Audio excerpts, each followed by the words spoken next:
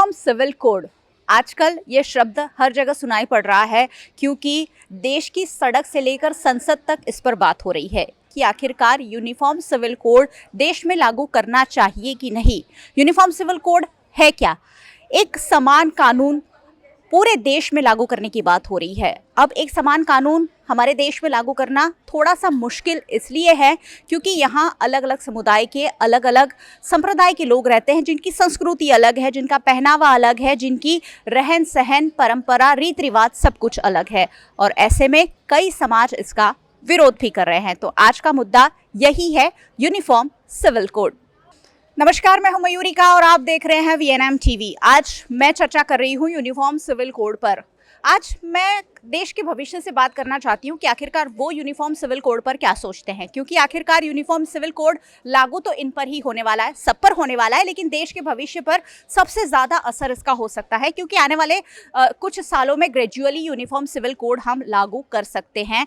सरकार इस पर विचार कर रही है, कई तरह के इस पर सुझाव भी आ रहे हैं, उस पर कई तरीके के विरोध का भी सामना करना पड़ रहा है सरकार को। लेकिन आखिरकार युवा जो है वो क्या सोचते हैं कि देश के भविष्य के लिए यूनिफॉर्म सिविल कोड कितना ज़रूरी है। मेरे साथ सबसे पहले है जयंत। जयंत, क्या सोचते हैं आप यूनिफॉर्म सिविल कोड के बारे में?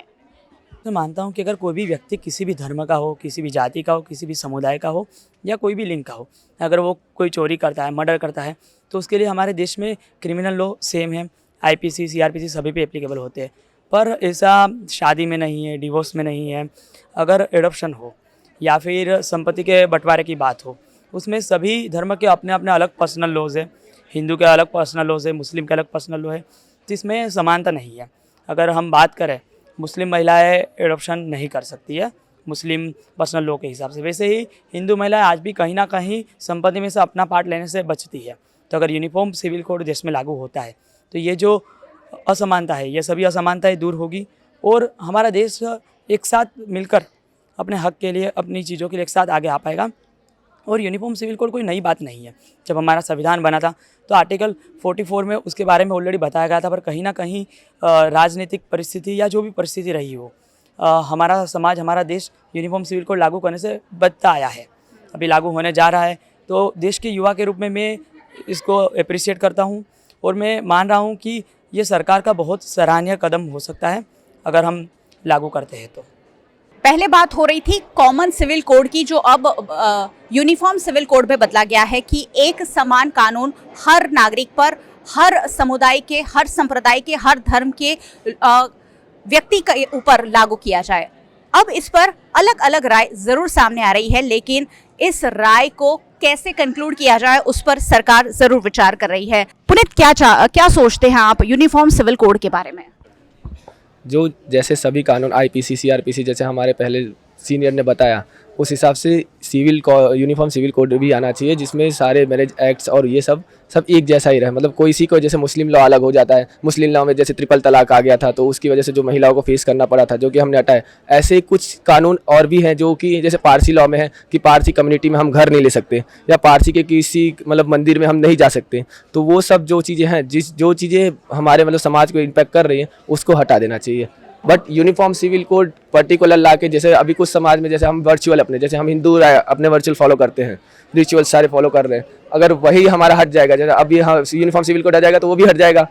तो वो चीज़ें नहीं हटा सकते हम। कुछ चीज़ जो हमारे कानून, जो हमें लगता है कि हाँ इसको हटाना चाहिए, बस उसी को हटाए। पूरा कानून हटा के इस चीज़ पे नहीं कर सकते, क्योंकि इतना बड़ा कानून देश में लाना ये अभी पॉसिबल नहीं है। सरकार चाह रही है लेकिन नागरिक नहीं चाह रहे, क्योंकि हमारा जो देश है अलग अलग संस्कृति वाला देश है, अलग अलग परंपराओं को यहाँ निभाया जाता है और ऐसे में जब अलग अलग परंपराओं को निभाने पर रोक लगेगी तब लोग इस पर क्या रिएक्ट करेंगे, ये बात आ रही है। खासकर आदिवासी समुदाय की बात हो रही है, मुस्लिम समुदाय की बात हो रही है।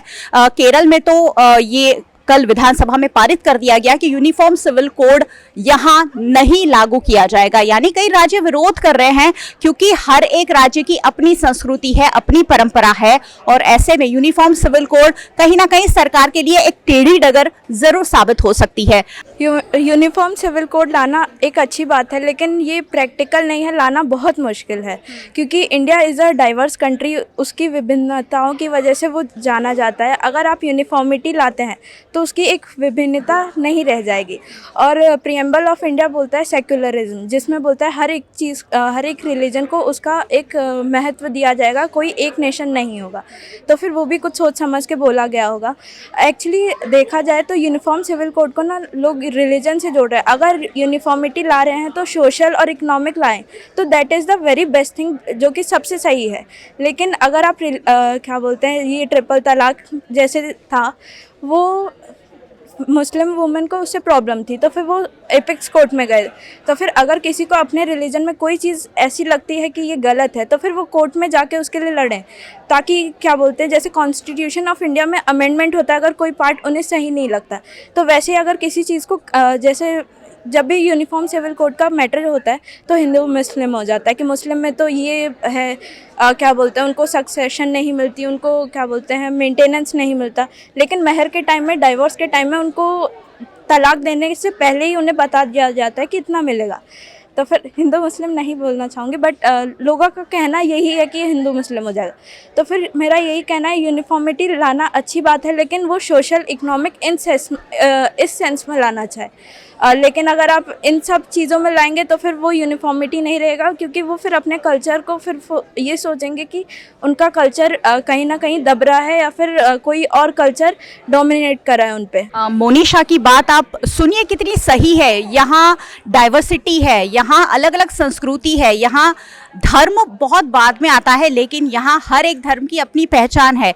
हिंदू मुस्लिम से रिलेट नहीं करता है यूनिफॉर्म सिविल कोड। अगर यूनिफॉर्मिटी लानी है तो सोशल और इकोनॉमिकल चीज़ पर लाइए। यहाँ पर अलग अलग तबके के लोग हैं, जो गरीब है वो बहुत ज़्यादा गरीब है, जो अमीर है वो बहुत ज़्यादा अमीर है। तो गरीब और अमीर का भेद जो है, वहाँ यूनिफॉर्मिटी लाने की ज़रूरत है। बहुत सारी जगह पर यूनिफॉर्मिटी लाने की ज़रूरत है, ना कि किसी की परंपराओं में। यूनिफॉर्म सिविल कोड वैसे अच्छी बात है कि आप एक समान कानून देश में लागू करें, लेकिन एक समान कानून लागू करना कहीं ना कहीं अपनी अपनी परंपराओं को खत्म करना होगा, और इसीलिए इसका विरोध हो रहा है। आशीष, क्या सोचते हैं आप इस पर? क्या देश भर में जो बवाल चल रहा है, आपके जहन में ये कितना सही है? देखिए, ये इन my point of view implement नहीं होना चाहिए, बिकॉज ये अप्रोप्रिएट टाइम नहीं है। जिस तरीके से कंटेम्प्रेरी इंडिया गुजर रहा है, और मैं लीगल आर्ग्यूमेंट्स दूंगा कि अब शाह बानो का वर्डिक्ट दीजिए सुप्रीम कोर्ट का 1985 का, फिर आप दनियल लतीफ़ का वर्डिक्ट पढ़िए, पूरा जजमेंट है उसके ऊपर, और लास्टली शर्ला मुदगल का वर्डिक्ट पढ़िए। इन सारे वर्डिक्ट में जो सुप्रीम कोर्ट के जो ऑब्जर्वेशंस हैं, स्पेसिफिकली की जो फंडामेंटल राइट्स है, स्पेसिफिकली आर्टिकल 14, 19, 21 एंड 25 जो रिलीजियस फ्रीडम की बात करता है, और जब आप यूनिफॉर्म सिविल कोड की बात करता है, right, it's come under the article 44 of the constitution of India, जो directive principle of state policy है। मतलब कि it is not enforceable in the court of law, court इसको एनफोर्स नहीं कर सकता।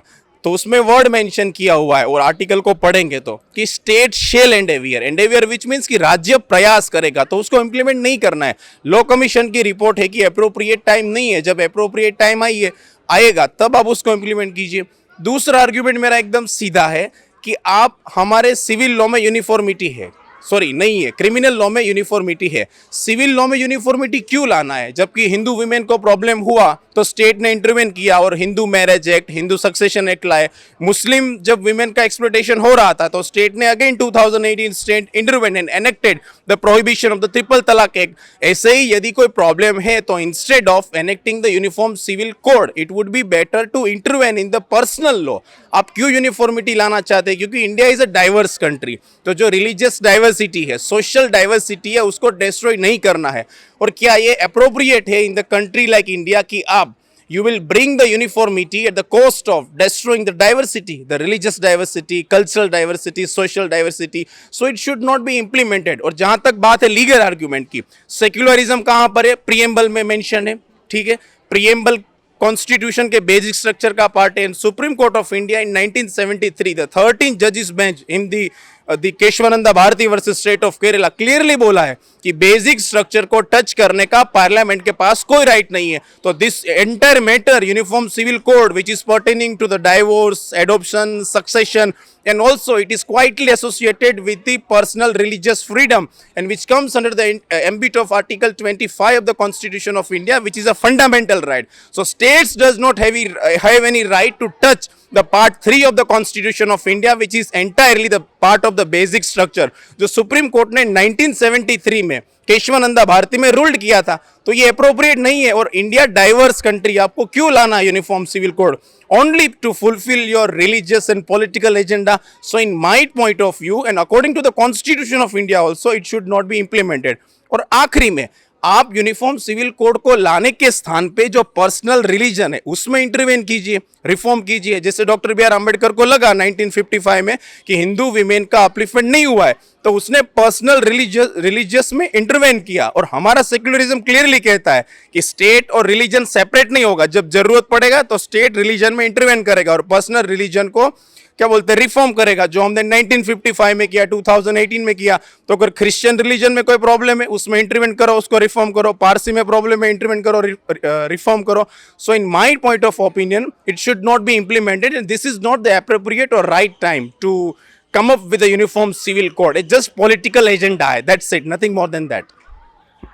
बिल्कुल सही बात है। लोकसभा चुनाव 2024 नज़दीक है और जब भी चुनाव आते हैं ऐसे कोई ना कोई मुद्दे ज़रूर सरकार लोगों के बीच छोड़ देती हैं कि चलिए इस पर बात करते रहिए, इस पर बहस करते रहिए, ताकि मेन जो मुद्दे हैं उससे कहीं ना कहीं ध्यान भटक जाए। देश के मुद्दे क्या है? देश के मुद्दे हैं बेरोजगारी, देश के मुद्दे हैं गरीबी, देश के मुद्दे हैं यहाँ के युवाओं को अच्छा स्किल देना। लेकिन ये सारे मुद्दों से ध्यान भटका के अलग चीज़ों पे बात होने लगती है। और यूसीसी पर ये युवा बहुत क्लियरली अपनी राय रख रहे हैं कि यूसीसी यूनिफॉर्म सिविल कोड, वैसे बाबा साहेब आम्बेडकर ने जब संविधान बनाया था बहुत सोच समझकर बनाया था और आज के पैमाने पर भी वो बहुत रूप से खरा उतरता है। संशोधन हो रहे हैं, जहाँ जहाँ गलतियाँ हुई है या जहाँ जहाँ अब बदलाव की ज़रूरत है वहाँ वहाँ संशोधन भी हो रहे हैं, अमेंडमेंट लगातार हो रहे हैं। लेकिन यूनिफॉर्म सिविल कोड पर अब स्ट्रांगली पूरा देश अपनी राय रख रहा है, अलग अलग समुदाय के लोग राय रख रहे हैं। Uniform civil code basically constitution India में डीपीएसपी के अंडर है, तो ये स्टेट के पास उसके ऊपर लॉ बनाने का राइट है, बट ये पर्टिकुलरली कोई लॉ नहीं होता। बट बेसिकली जब यूसीसी की बातचीत शुरू हुई, वो 1950 से यूसीसी कॉन्स्टिट्यूशन का एग्जिस्ट करता है। जब यूसीसी की बात शुरू हुई उस टाइम पे अभी पॉलिटिकल मुद्दा बनाया जा रहा है और उसको सिर्फ रिलीजन के नाम पे छोड़ा जा रहा है। बट यूसीसी के अंदर जेंडर्स हो गए, फिर जो माइनर्स हो गए, माइनॉरिटीज़ हो गई, कल्चर जो ट्राइबल एरियाज होता है, लोअर कास्ट है, तो उनके लिए भी कुछ उनके बेटरमेंट के लिए भी यूसीसी है। और मेरा ये ओपिनियन है कि यूसीसी को एक समाज के बेटरमेंट के लिए देखा जाए, ना कि कोई पॉलिटिकल मुद्दे की तरह से। और जो यूसीसी है उसके ऊपर बिल आना चाहिए, और बिल आने तक कोई डिस्कशन हो नहीं सकता, क्योंकि अगर जब तक गवर्नमेंट अपना जो ओपिनियन नहीं देती तब तक आप उसको अपोज नहीं कर सकते। तो जब बिल प्रेजेंट होगा, जब बिल पार्लियामेंट के अंदर इंट्रोड्यूस होगा, उसके बाद उसके ऊपर डिबेट होनी चाहिए। अभी उसके ऊपर डिबेट करने का कोई मुद्दा नहीं बनता है। ये बात भी सही है कि यूनिफॉर्म सिविल कोड बहुत दूर की बात है, लेकिन अभी से इस मुद्दे को लोगों के बीच चर्चा का विषय बना दिया गया है, ताकि लोग सोचने पर मजबूर हो जाए कि आखिरकार इसको लागू करना है कि नहीं करना है। बहुत क्लियरली अपनी राय आ रही है कि यूनिफॉर्म सिविल कोड संपूर्ण रूप से लागू शायद देश में नहीं हो सकता है। या यूनिफॉर्म सिविल कोड की मांग हो रही है और यूनिफॉर्म सिविल कोड से एक समान नागरिकों को अधिकार देने की बात हो रही है, लेकिन क्या ये संभव हो पाएगा? वैसे यूसीसी कोई नई बात नहीं है, कोई नया मुद्दा नहीं है। लाइक आर्टिकल 44 कॉन्स्टिट्यूशन में ऑलरेडी इसके बारे में दिया गया है। एंड यूसीसी लाना बहुत अच्छा है, क्योंकि अगर हम देखा जाए कि सेक्शन 494 जो आईपीसी का है, जिसमें बाईगैमी है ना एक ऑफेंस है, पर इसमें एक एक्सेप्शन क्लॉज दिया गया है मुस्लिम्स को। तो ऐसा क्यों किया गया है? फिर 125 सेक्शन, उसमें हमें ये बताया गया है कि जो मेंटेनेंस है वो कोई भी अगर डाइवोर्स लेता है तो उसे मेंटेनेंस दिया गया होगा, पर मुस्लिम्स को मेंटेनेंस नहीं मिला जा रहा है। फिर अगर हम थर्ड पॉइंट की बात की जाए तो फिर मुस्लिम वुमेंस किसी भी चाइल्ड को अडॉप्ट नहीं कर सकती है। अगर हम फोर्थ पॉइंट देखें तो फिर सक्सेशन और इनहेरिटेंस की प्रॉपर्टी है उन्हें मुस्लिम वुमेंस को नहीं मिल रही है। मोस्टली इस चीज़ के लिए मैं ऐसा कहना चाहूँगी, माय पर्सनल पर्सपेक्टिव, कि अगर यूसीसी आया तो ये मुस्लिम वुमेंस को ज़्यादा अच्छा फेवर करेगा। एंड अगर लोग बोलते हैं कि यूसीसी क्या खाली मुस्लिम महिलाओं पर ही लागू होगा? क्या उन्हें ही फ़ायदा होगा? यूसीसी एक्चुअली सबको फ़ायदा करेगा, और लोग जो जिस तरीके से बोल रहे हैं कि ये मींस लाइक पॉलिटिकल इशू, ये पॉलिटिकल नहीं है, ये इसीलिए लाया जा रहा है ताकि जो सोशल डिस्क्रिमिनेशन है सोसाइटी में वो एलिमिनेट किया जा सके सोसाइटी से, और लोगों के जो पर्सनल लॉज है, जो पुरानी चीज़ें थी, जैसे कि अगर हम पुरानी बात की जाए तो अनटचेबिलिटी, सती, ये सब चीज़ें थी, तो ये धीरे धीरे निकाली गई। अगर फिर भी पीपल लाइक अगर यूसीसी को सपोर्ट नहीं कर रहे तो सोशल जो पर्सनल लॉज है उसमें कुछ रिफॉर्म्स लाने चाहिए ताकि सोसाइटी का बेटरमेंट हो सके। सोसाइटी के बेटरमेंट के लिए ज़रूरी है। हमारे साथ राहुल भी है। राहुल, क्या सोच रखते हैं आप इस पर? मैम एक्चुअली रिया ने जैसे बोला कि कोई पुरानी बात तो है नहीं, हम सब के संविधान सभा में इस पर गहन डिस्कशन हुआ डॉक्टर अंबेडकर और जवाहरलाल नेहरू के थ्रू, तो उन्होंने ये डिस्कशन करके उस समय तय किया कि हाँ इस समय अभी ज़रूरत नहीं है, डायरेक्टिव प्रिंसिपल में डाला जाए, लेकिन इन फ्यूचर इसको इन्फोर्स करवाया जाएगा। तो जैसे कि इन्फोर्स में डीपीएसपी में राइट टू इन्फॉर्मेशन था, राइट टू एजुकेशन था, वो इन्फोर्सेबल हुआ ना, तो ये जो डीपीएसपी है ये भी इन्फोर्सेबल है। तो लॉ कमीशन की जो अभी नई रिपोर्ट आई है, उन्होंने जो रिकमेंडेशन दिया है उसमें बोला गया है कि हमें इसको लेके आना है, उन्होंने रिकमेंडेशन मांगी है नागरिकों से। तो मेरा मानना है कि हमें रिलीजियस लीडर के साथ भी बैठ के इसके बारे में डिस्कशन करना चाहिए। जैसे कि इंडिया एक डाइवर्सिफाइड कंट्री है, इसमें अलग अलग इथेंटिक ग्रुप्स रहते हैं, अलग अलग ट्राइबल्स ग्रुप होते हैं, उनकी भी कुछ प्रैक्टिसेस हैं जो कि बनी रहनी चाहिए, अगर वो रिलीजियस फ्रीडम और रिलीजियसिटी को कम नहीं करती हों, फंडामेंटल राइट्स का हनन नहीं करती हों। लाइक सती प्रैक्टिस स्टेप को तो ख़त्म हो जाना चाहिए, लेकिन वो ख़त्म नहीं, अगर वो ख़त्म नहीं करते हो तो उसको बने रहना चाहिए। अगर यूनिफॉर्म सिविल कोड आता है तो इससे एक सोसाइटी में नया अपलिफ्टमेंट आने की एक व्यवस्था बनेगी। सिर्फ हिंदुओं में, मुसलमानों में, क्रिश्चियंस में, फारसी में, सारी चीज़ों में बदलाव आएगा। हिंदू में जो प्रैक्टिसेस चल रही हैं हिंदू सक्सेशन एक्ट्स में कि पहला अधिकार बेटों को होता है, फिर बेटियों को फिर जाता है, फिर अलग अलग वो जनरेशन ट्रीज हैं, तो उसमें भी कुछ चेंजेस आएंगे। अगर यूसीसी आएगा तो एक नया सार्थक प्रयास होगा सरकार का, और इस पे सभी नागरिक एक समान संहिता के साथ जुड़ेंगे, और ये कोई हम सब आर्टिकल 44 को फिर डीपीएसपी में लेके आएंगे। क्या उससे आने वाले समय, मतलब आने वाले 50 सालों में देश को फ़ायदा होगा? ऑफकोर्स एक फ़ायदा, एक शासन एक विधान से फ़ायदा ही होगा। लोग यूनिफॉर्म होंगे, लोग देश के प्रति समर्पित होंगे, और नागरिक जो कानून है वो एक्चुअली डिस्क्रिमिनेटरी प्रैक्टिसेस नहीं करेगा, जो कि फंडामेंटल राइट्स जो हमारे हैं उसको हनन नहीं करेगा। तो जब नागरिकों को समान सारी चीज़ें मिलेंगी तो एक्चुअली जब डिफ्रेंशिएशन ख़त्म हो जाएगा तो लोगों में एकता आ जाएगी, और लोग जो छोटी छोटी गलत चीज़ें हैं उसके प्रति मतलब नहीं रहेंगे, वो डेवलपमेंट और स्टडी और इन्वायरमेंट के बारे में सोचेंगे।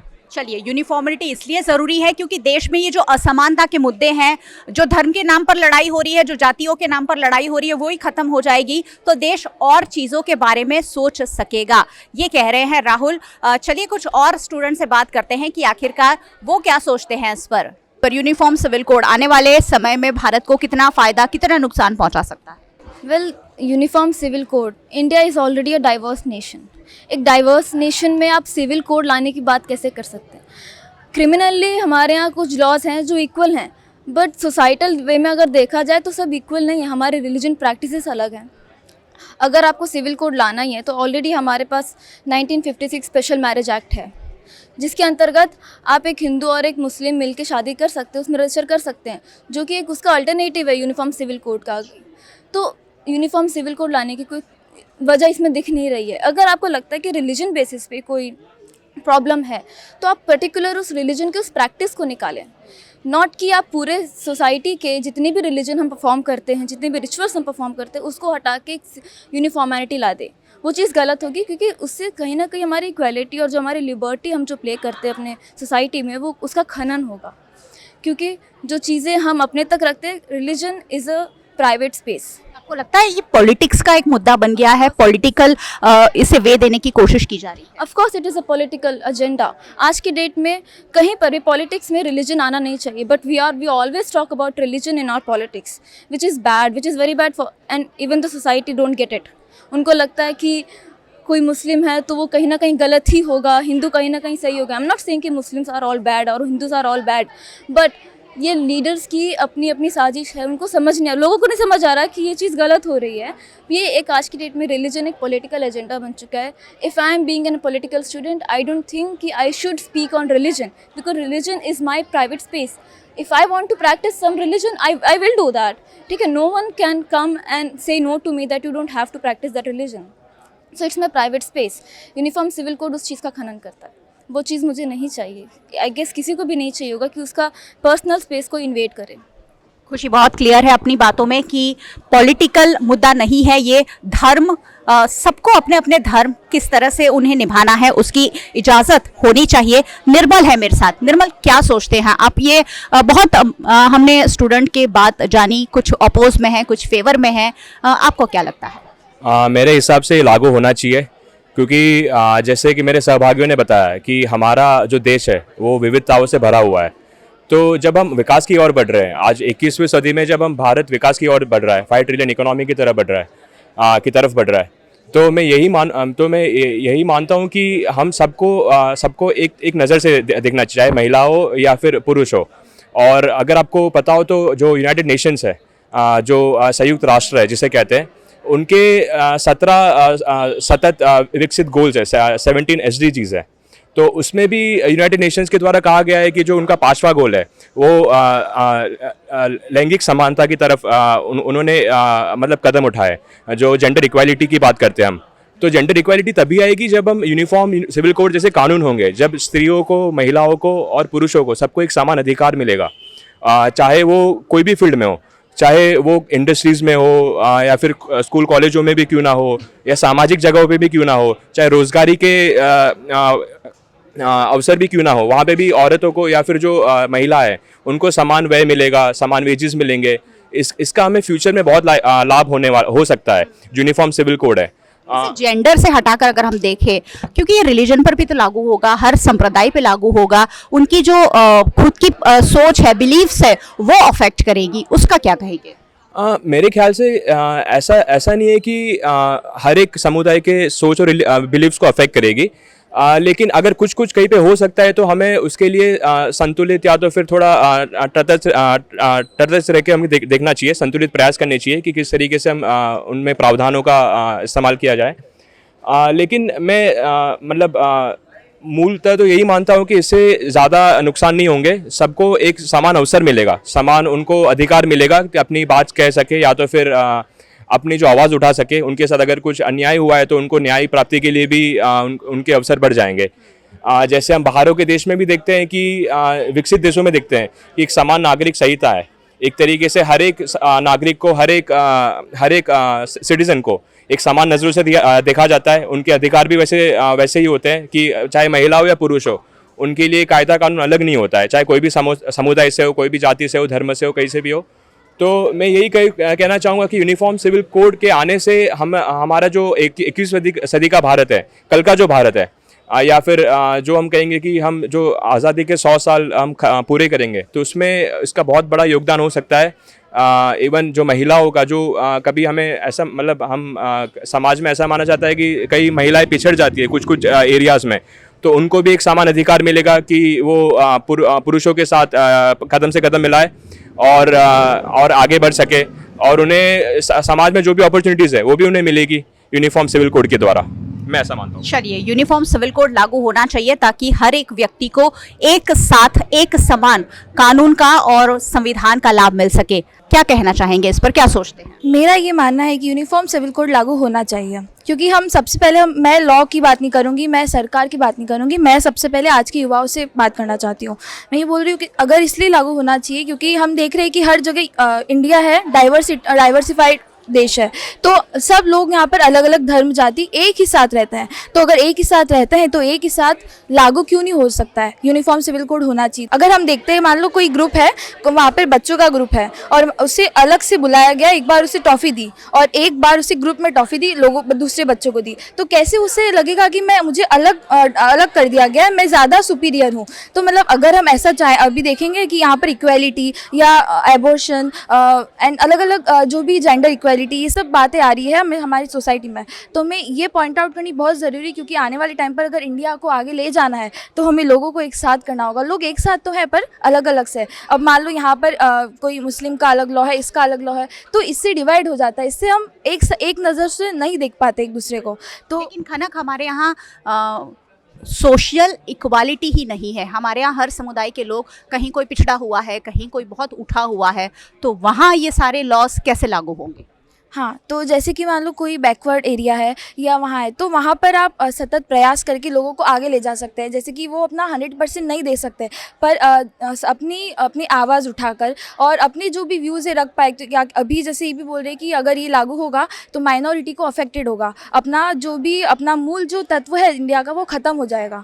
पर ये लागू होना इसलिए भी ज़रूरी, क्योंकि अगर बरकरार रखना है, लोगों को एक साथ रखना है। क्योंकि अगर आप मान लो कोई ग्रुप में किसी को रख रहे हैं, अपनी आवाज़ रख रहे हैं, और अगर दूसरे लोग चुप है, तो ये इससे आगे अपना प्रयास आगे नहीं बढ़ पाएगा। हम ठीक है, अगर इंडिया एक लेवल पर है हम आगे बढ़ पाएंगे, पर अपने माइंड से नहीं, अपने लोगों के विचारों से आगे नहीं बढ़ पाएंगे। तो सबसे पहले ये बिल तो पास हुआ नहीं और हम लोग इसको आगे कर रहे हैं कि ये होना चाहिए, नहीं होना चाहिए। तो सबसे पहले आप क्या कर सकते हैं इसके लिए, आप इंडिया को कैसे आगे ले जा सकते हैं, आप कैसे यूनिफॉर्मिटी ला सकते हैं। सबसे पहले आपको अपने समाज में बदलाव लाना होगा। हम लोगों को, आपको, हमको, मतलब हर एक सिटीज़न को, चाहे वो कोई भी हो, irrespective of caste, gender, creed, तो हमें प्रयास लाना होगा, तभी जाकर हम आगे यूनिफॉर्मिटी ला पाएंगे। बहुत खूब। खनक कह रही है कि मिलजुल कर प्रयास तो शुरू करें। यूसीसी तो बहुत दूर की बात है, लेकिन हम मिलकर एक दूसरे के साथ एक दूसरे को आगे बढ़ाने की कोशिश तो करें, भारत को आगे ले जाने की कोशिश तो करें। तो यही बात होती है कि यूनिफॉर्म सिविल कोड पर अलग अलग राय निकल कर आ रही है कि होना चाहिए, नहीं होना चाहिए। युवाओं ने बहुत बेबाकी से अपनी राय रखी है, बहुत क्लियर है। यूथ जो है अपनी सोच में हमेशा बहुत क्लियर होता है कि हाँ, ये ऐसा ही होना चाहिए। अब दोनों तरह की बात आई है कि यूसीसी होना चाहिए तो क्यों होना चाहिए, कैसा होना चाहिए, और नहीं होना चाहिए तो क्यों होना चाहिए। खैर, लंबी बात है, 2024 तक यूसीसी की बात तो चलती ही रहेगी, और इसी तरह से देश के लोग क्या सोचते हैं ये वीएनएम के जरिए आप तक पहुंचता रहेगा। वीएनएम का यूट्यूब चैनल है, जिसे आप सब्सक्राइब कर लीजिए अगर नहीं किया है तो, क्योंकि यहाँ वही बातें चर्चा होती है जो सीधी सीधी आपसे जुड़ी है। फेसबुक पर देख रहे हैं, शेयर कीजिए। डेली हंट, वोडाफोन टीवी, जियो टीवी और जियो टीवी फाइबर 498 नंबर के चैनल पर वीएनएम को आप रोजाना 24 घंटे देखते हैं। देखते रहिए वीएनएम। नमस्कार।